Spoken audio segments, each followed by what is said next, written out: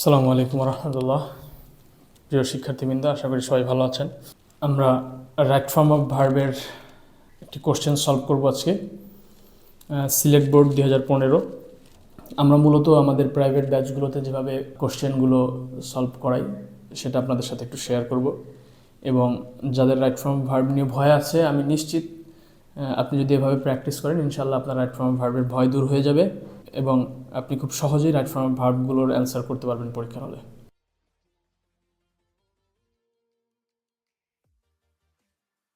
আমরা আমাদের প্রথম ভিডিওতে দেখিয়েছিলাম আপনি রাইট ফর্ম অফ ভার্বের প্র্যাকটিস বাসায় করতে গেলে আপনি কিভাবে চেষ্টা করবেন। তো আমরা আজকে বিস্তারিত না বলে সরাসরি কোশ্চেন সলভ করার চেষ্টা করব।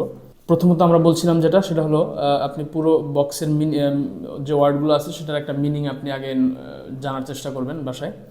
এরপরে পুরো প্যাসেজটি একবার পড়বেন। পুরো প্যাসেজ পড়ে আপনি দেখবেন যে প্যাসেজে কোনো ভার্ব আছে কিনা, যেটা দেখে আপনি বোঝার চেষ্টা করবেন যে এটা কোন টেন্সে হতে পারে।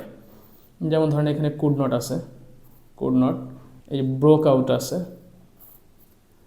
এবং রোট আছে। দেখেন একটা সাইন আছে, যদিও এটা ভার্ব না, বাট এটা প্রমাণ করে কোন টেন্সে হতে পারে। লিবারেশন, আমাদের লিবারেশনের শেষের দিকে আছে উই শুড। শুড মানে মূলত উই শুড, আমাদের উচিত, এটা মূলত প্রেজেন্ট টেন্সের আলোচনা, যদিও শেষের দিকে আসছে। কিন্তু লিবারেশনের, ব্রোক আউট, কুড নট, রোট, এগুলো প্রমাণ করে যে এটা পাস্টের। 3 নম্বর আমরা বলছিলাম আপনি টপিক বোঝার চেষ্টা করবেন, কোন টপিক আলোচনা হচ্ছে। দেখেন you must have dash the name of Kazi Nazrul Islam. কারণ কাজী নজরুল ইসলাম আমাদের জাতীয় কবি, তিনি আসলে এখন ঐতিহাসিক ব্যক্তিত্ব, বা মানে তিনি এখন তো আর জীবিত নাই, মানে তার হয়তো তার জীবন নিয়ে কথা বলবে বা এরকম কিছু, পাস্টে হতে পারে, মানে পাস্টেও হতে পারে এরকম। তো চলেন আমরা দেখি একটু ভার্বগুলো সলভ করার চেষ্টা করি। এখানে আমার কাছে যেটা মনে হচ্ছে পাস্ট প্রেজেন্ট দুইটার সমন্বয়ে এই প্যাসেজটি। তো কিভাবে আমরা করতে পারি চলেন দেখি। বলছি you must have dash the name of Kazi Nazrul Islam. Okay, must have আছে, এই পাশে কি আছে না আছে আপনার দেখা দরকার। আপনি হ্যাভ পর্যন্ত দেখছেন, খুশি থাকেন। হ্যাবের পরে, যেহেতু এখানে গ্যাপ রাইট ফর্ম ভার্বের ক্লাস করতেছি আমরা, তার মানে এখানে 100% একটা ভার্ব হবে, এটা নিশ্চিত।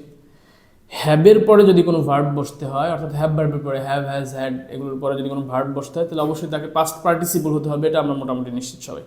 কোন ভার্ব নিব দেখেন, এখন মিনিং চিন্তা করেন। কাজী নজরুল ইসলামের নাম, এখানে আছে হেয়ার, শ্রবণ করা, অথবা এখানে আছে নো, জানা, দুইটাই হতে পারে। মানে এরকম মিনিং হতে পারে, তুমি অবশ্যই কাজী নজরুল ইসলামের নাম জেনে থাকবে, তুমি অবশ্যই কাজী নজরুল ইসলামের নাম শুনে থাকবে। দুই ধরনের মিনিংই হতে পারে, কোনো সমস্যা নেই। এইরকম যদি আপনি কখনো দেখেন যে দুইটা ভার্ব ইউজ করা যেতে পারে, সেক্ষেত্রে আপনি আপাতত ওই জায়গায় স্কিপ করবেন। দেখবেন যে পরবর্তী কোনো গ্যাপে ওই দুইটার মধ্যে থেকে কোনোটা মানে একেবারে অ্যাপ্রোপ্রিয়েট অথবা বেশি ভালো হয় কিনা, সেটাকে ওইখানে রেখে বাকিটাকে এখানে আপনি ইউজ করবেন। তো আমরা এখানে আপাতত ইউজ করলাম না। বি নাম্বারে আছে he dash our national poet. তিনি ড্যাশ জাতীয় কবি। আমরা প্রথম ক্লাসে দেখাইছিলাম, আবার একটু খেয়াল করে দেখেন কোথায় বি ভার্ব ইউজ করতে হয়। মানে নর্মালি আপনি রাইট ফর্ম ভার্ব করার সময় কোথায় বি ভার্ব ইউজ করবেন। হি মানে কাজী নজরুল ইসলাম, গ্যাপ আওয়ার ন্যাশনাল পোয়েট, বা ধরেন পোয়েট, সোজা কথা পোয়েট ধরেন কাজী নজরুল ইসলাম আ পোয়েট, একজন কবি। তাহলে তিনি তো কবি হতে পারেন, তাই তো, তিনি কবি হতে পারেন, তার মানে এখানে বি ভার্ব দরকার। আমরা বলছিলাম সাবজেক্ট আর ভার্বের পরে যদি এরকম কোনো কমপ্লিমেন্ট হয়, অর্থাৎ একজন আরেকজনের পরিপূরক হয়, যে এই ব্যক্তি এটা হতে পারেন, তাহলে আপনি এখানে বি ভার্ব ইউজ করবেন, সহজ হিসাব। তো এখন দেখেন কাজী নজরুল ইসলাম কিন্তু জাতীয় কবি, আমাদের জাতীয় কবি, এবং এটা যদিও মানে তিনি অতীত হয়ে গেছেন, কিন্তু তিনি তো এখনও আমাদের জাতীয় কবি, প্রেজেন্ট টেন্স। তার মানে আপনি হির সাথে ইজ ইউজ করবেন। হি ইজ আওয়ার ন্যাশনাল পোয়েট, অর্থাৎ বি ভার্বটা নিলাম এবং তার present form, he is our national poet.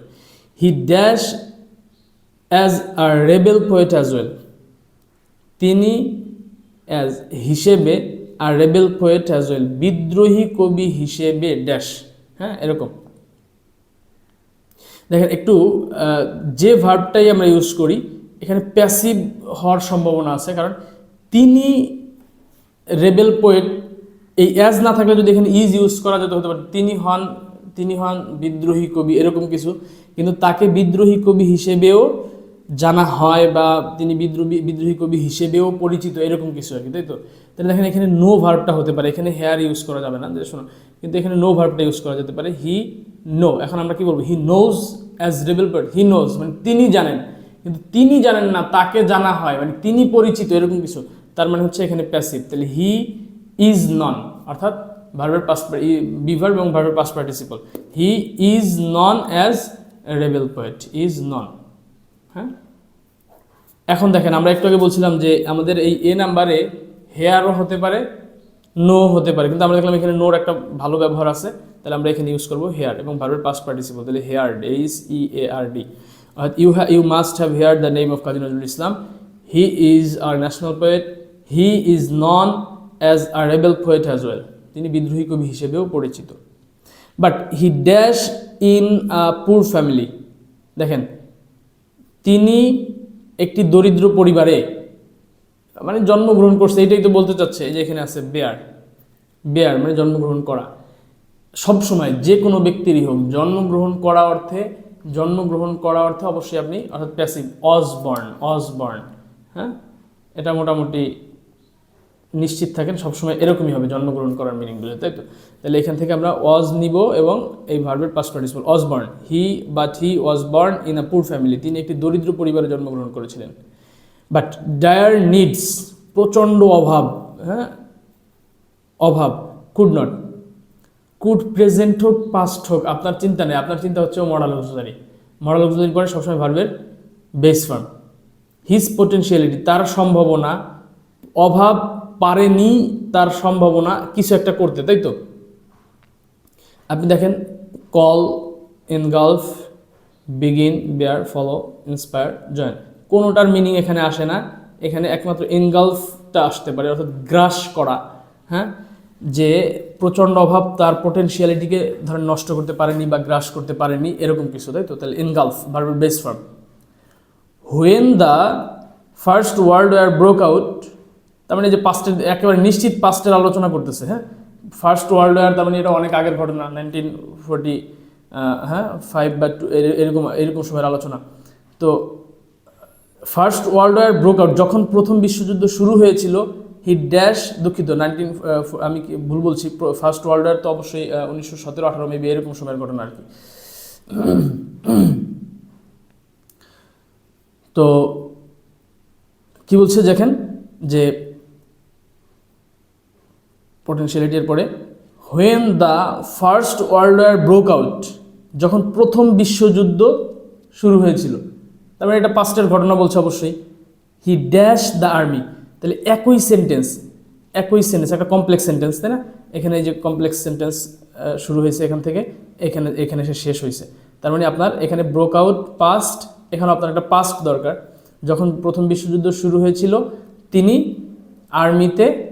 আর্মিতে দেখেন জয়েন করেছিলেন, ইয়েস, তাহলে joined the army, he joined the army. After the war, যুদ্ধের পরে, he dash to write poems, কবিতা লিখতে কি করেছিলেন তিনি? কল হতে পারে না, বিগিন হতে পারে, ইয়েস, হ্যাঁ বিগিন। কিন্তু দেখেন এই যে পাস্টের আলোচনা কিন্তু এখনো হচ্ছে, ওই যুদ্ধের পরে, আফটার দ্য ওয়ার, প্রথম বিশ্বযুদ্ধের পরে, তার মানে এখনো পাস্টের আলোচনা হচ্ছে। তাহলে he began past form, he began to write poems, তিনি কবিতা লিখতে শুরু করেছিলেন। অ্যাগেইন আবার পাস্টের আলোচনাই করতেছে, দেখেন হি রোট, তিনি লিখেছিলেন, specially for the downtrodden, নির্যাতিতদের পক্ষে, হ্যাঁ যারা নির্যাতিত নিপীড়িত ব্যক্তি তাদের পক্ষে তিনি আওয়াজ তুলেছিলেন, তিনি লিখেছিলেন। He dash the Shelley of Bangla literature, Bangla সাহিত্যের শেলি ড্যাশ, মিনিং বাংলা যদি আপনি চিন্তা করেন, তাকে বাংলা সাহিত্যের শেলি বলা হয়। এখন এখানে সাবজেক্টের জায়গায় বসছে হি, তার মানে এটা প্যাসিভ সেন্টেন্স, তাকে বলা হয়, তিনি বলেন না, কিন্তু তিনি নিজেকে কি শেলি বলেন না, তাকে বলা হয়। তাহলে কল মানে বলা, হ্যাঁ, তাহলে is called passive, he is called the Shelley of Bangla literature, তাকে বাংলা সাহিত্যের শেলি বলা হয়।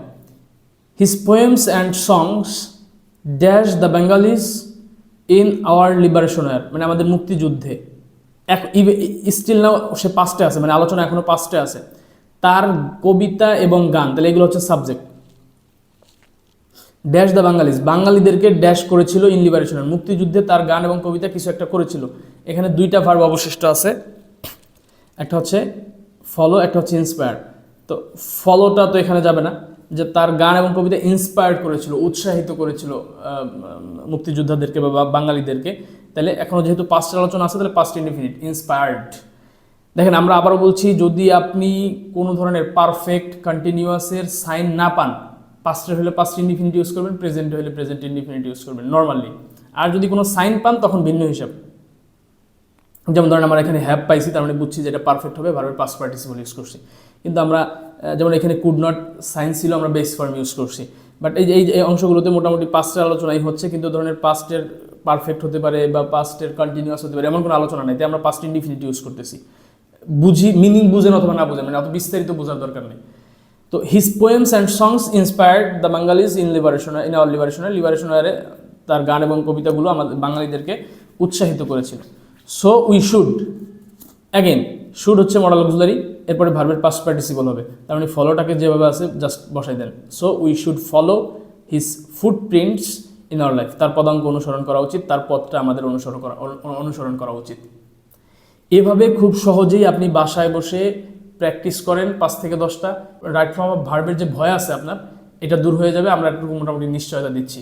আবারও বলছি, রুলস মুখস্থ করা আমাদের ল্যাঙ্গুয়েজ লার্নিংটাকে কঠিন করে দিচ্ছে, আর বুঝে বুঝে প্র্যাকটিস করাটা আমাদের জন্য বেশি সহজ হচ্ছে। তাই আপনাদেরকে অনুরোধ করব, শুধুমাত্র ওই রুলসগুলো মুখস্থ করে নিজের মাথা ব্যথা করেন না, বুঝে বুঝে এভাবে প্র্যাকটিস করেন। আমাদের পেজের সাথে থাকেন, আমাদের ইউটিউব চ্যানেলের সাথে থাকেন। ইনশাআল্লাহ আমরা কথা দিচ্ছি আপনাদেরকে এই ধরনের ভিডিওগুলো আমরা প্রোভাইড করব, এবং আপনাদের এসএসসি প্রিপারেশন আমাদের এই ভিডিওগুলো দেখেই এসএসসি প্রিপারেশন আপনার জন্য সহজ হয়ে যাবে ইনশাআল্লাহ। সবাইকে আবারও আমাদের ভিডিওগুলো শেয়ার করে অন্যদেরকে দেখার সুযোগ করে দেওয়ার আহ্বান জানাচ্ছি। ধন্যবাদ সবাইকে। আসসালামু আলাইকুম ওয়া রাহমাতুল্লাহ।